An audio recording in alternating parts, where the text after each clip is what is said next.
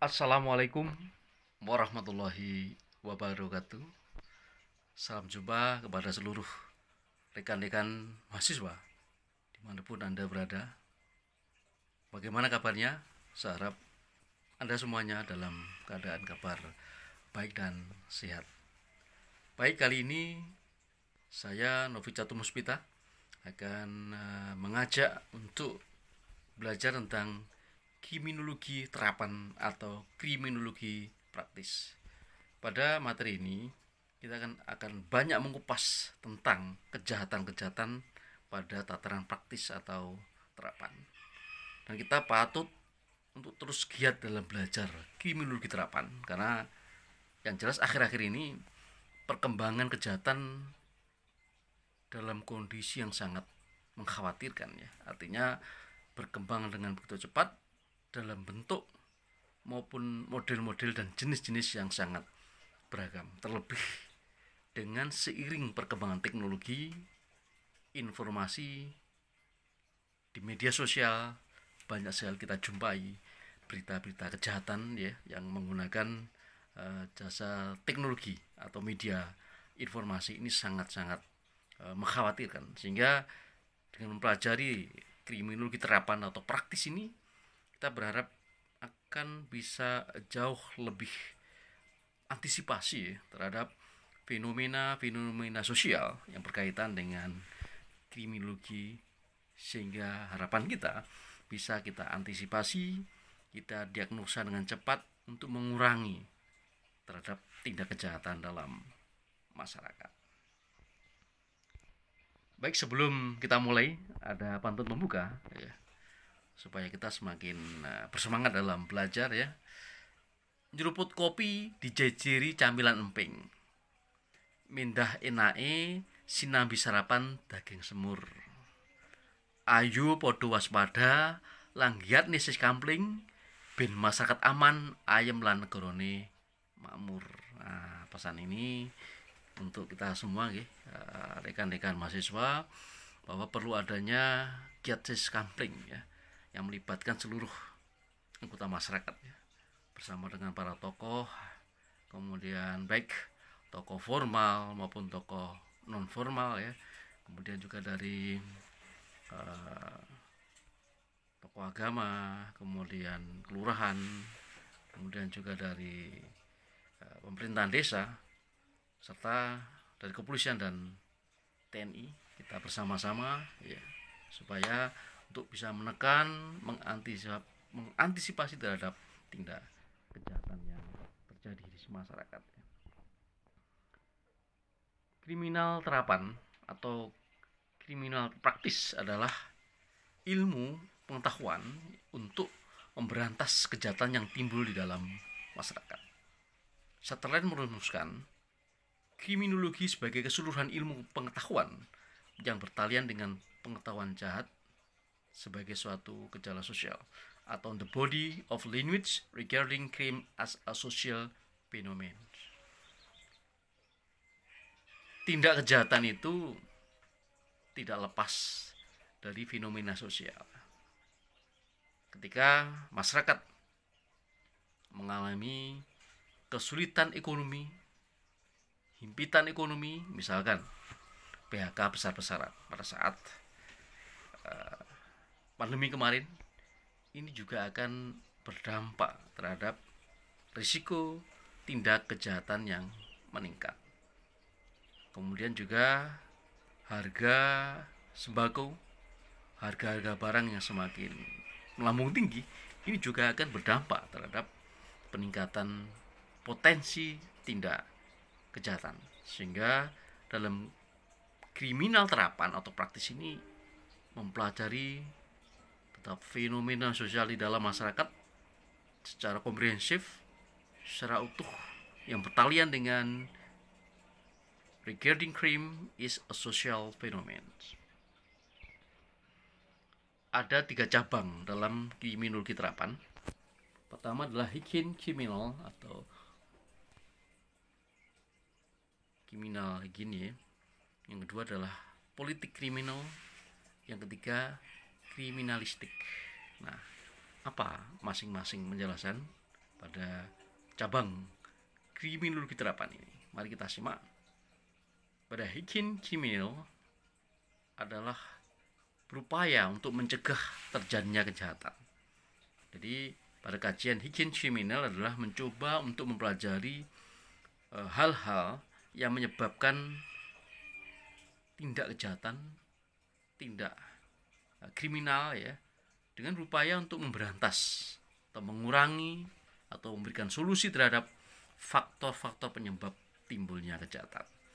Misalnya berupaya ya pemerintah meningkatkan perekonomian rakyat, peningkatan pemberdayaan masyarakat, peningkatan daya beli masyarakat, kemampuan dan pengembangan ekonomi masyarakat dengan berbagai upaya, misalkan dengan salah satunya pelatihan meningkatkan kemampuan pemberdayaan masyarakat, pengembangan usaha-usaha ya ekonomi kerakyatan ya, misalkan bisnis atau ekonomi yang berbasis keluarga atau perusahaan-perusahaan yang berbasis di lingkup desa. Kemudian juga menetapkan undang-undang terhadap jaminan hidup dan kesejahteraan ya, yang dilakukan oleh pemerintah semata-mata untuk mencegah terjadinya kejahatan.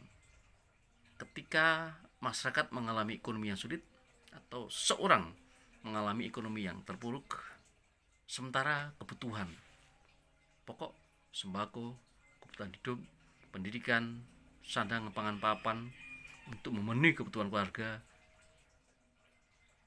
mengalami kenaikan, ini menjadi problem yang sangat riskan terhadap terjadinya tindak kejahatan.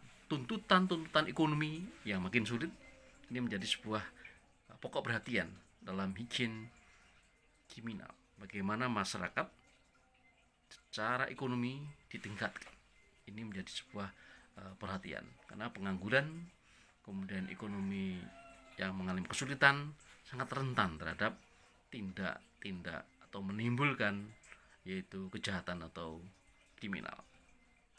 Yang kedua adalah politik kriminal, adalah mempelajari tentang tata cara menetapkan hukuman yang sebaik-baiknya kepada terpidana.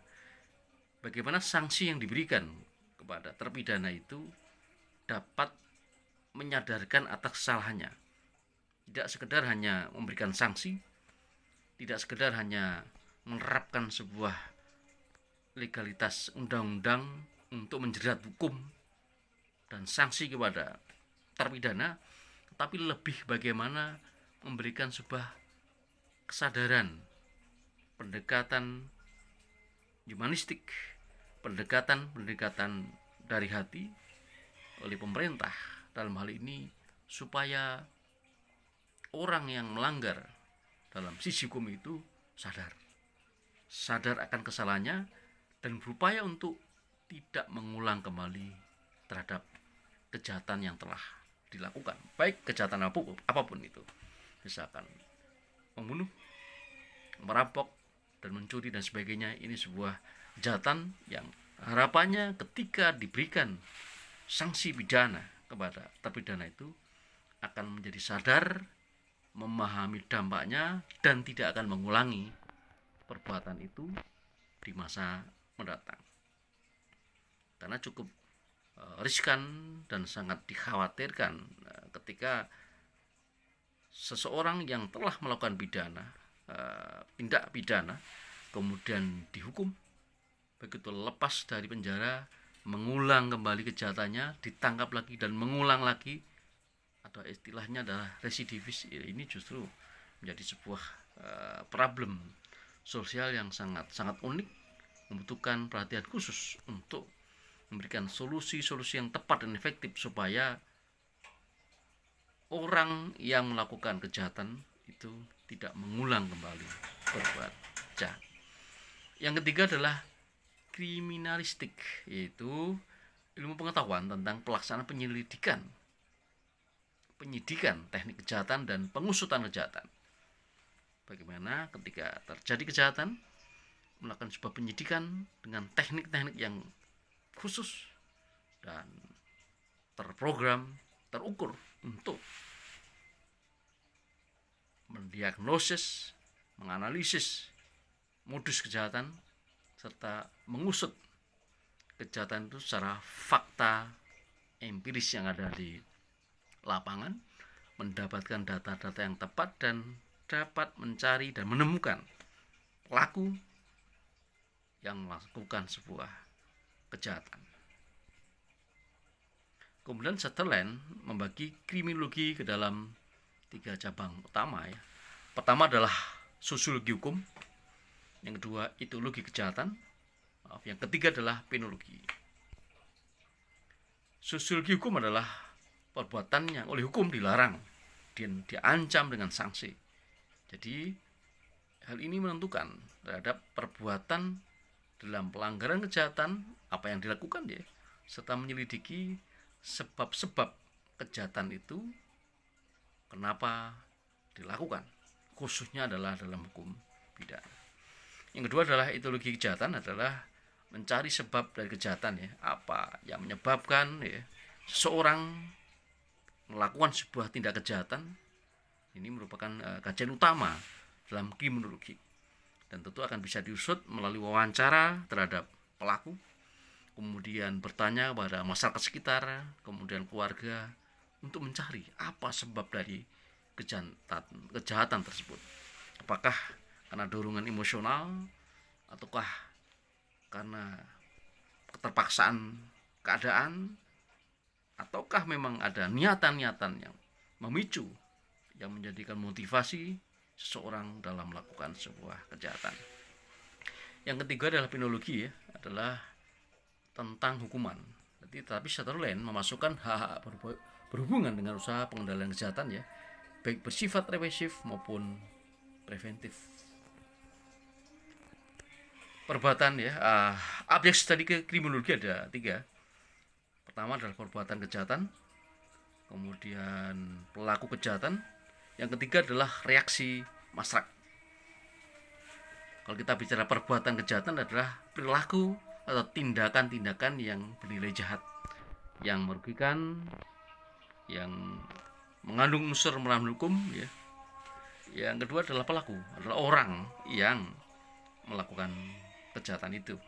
Yang ketiga adalah reaksi masyarakat terhadap perbuatan kejahatan dan pelaku kejahatan.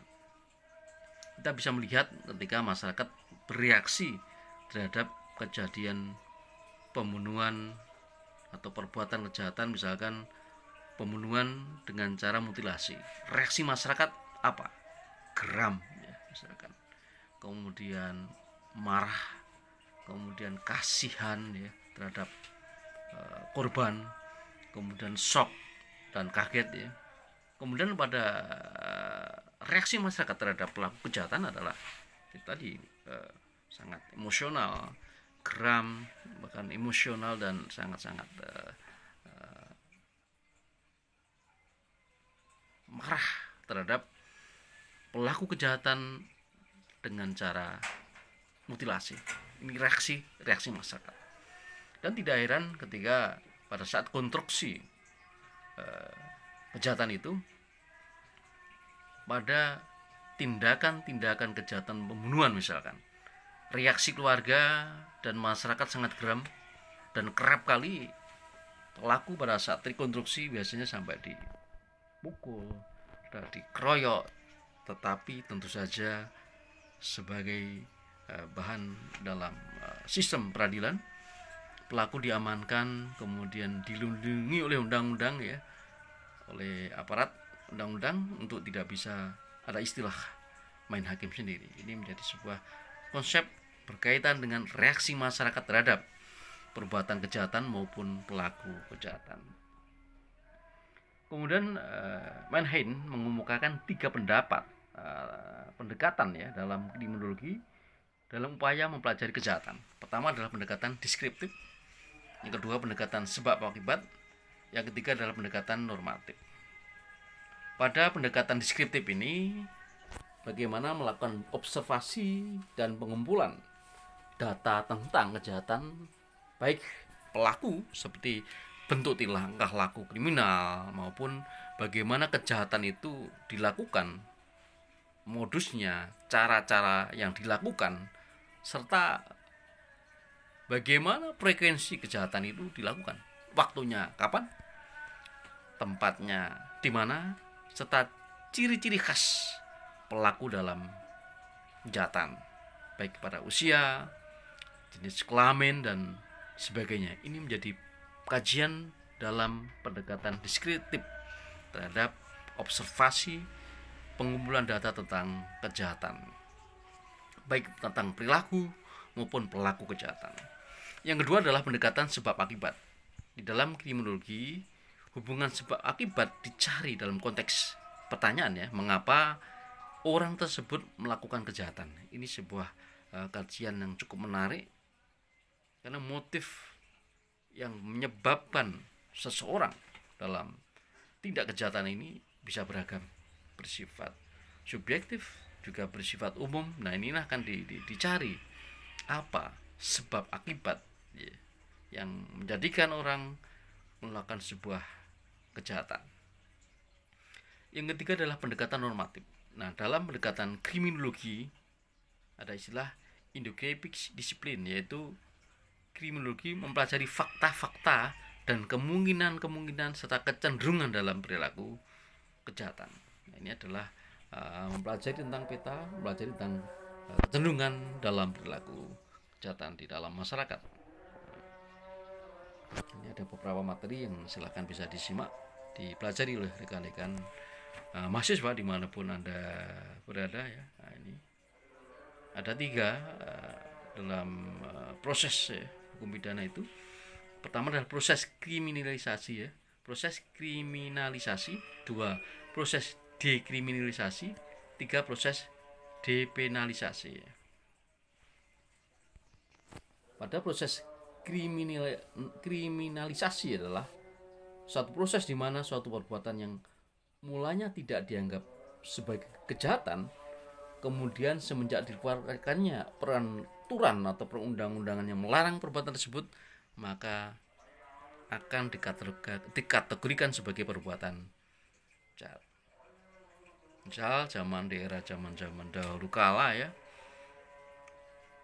membunuh kemudian mencuri bukan dianggap hal yang jahat secara hukum, ya, karena belum ada aturan. Nah, begitu muncul peraturan, maka dianggap suatu perbuatan yang jahat. Semenjak adanya peraturan-peraturan yang secara formal dan dikeluarkannya perundang-undangan yang melarang perbuatan tersebut.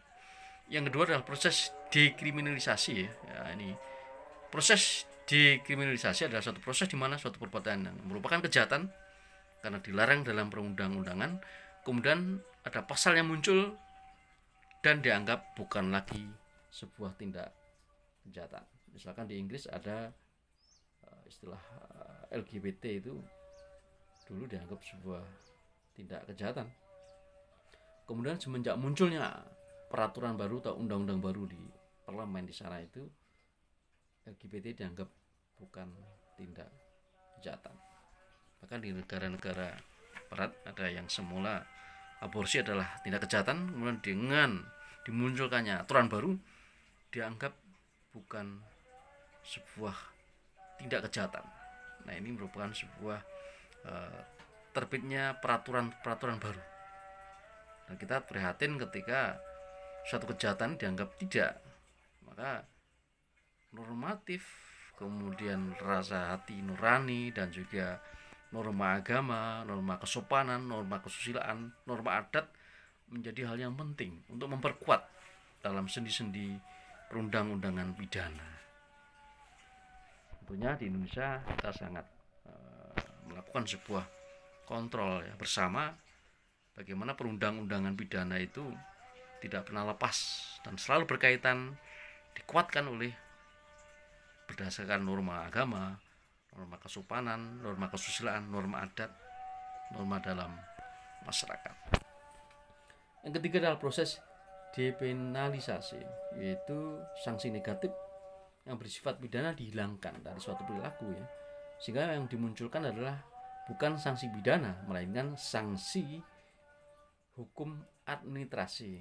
Ini bisa terjadi ketika ada perubahan-perubahan dalam perundang-undangan, bukan sanksi pidana yang diberikan, melainkan adalah sanksi hukum administratif atau administrasi ya, misalkan berdasar sistem hukum perdata. Baik, pada pantun nutup ini ya, sarapan pecel ditambah luntas, benang ati lan imun tambah kuat. Ayo semangat sinau ilmu kriminalitas, muga-muga ilmune barokah lan bermanfaat marang masyarakat. Baik, terima kasih rekan-rekan mahasiswa. Lebih lanjut nanti materi akan saya kirimkan dan ada tugas yang perlu dikerjakan. Lebih lanjut disimak di grup ini. Terima kasih atas kolaborasinya. Salam sehat dan semangat. Akhir kalam. Wassalamualaikum warahmatullahi wabarakatuh.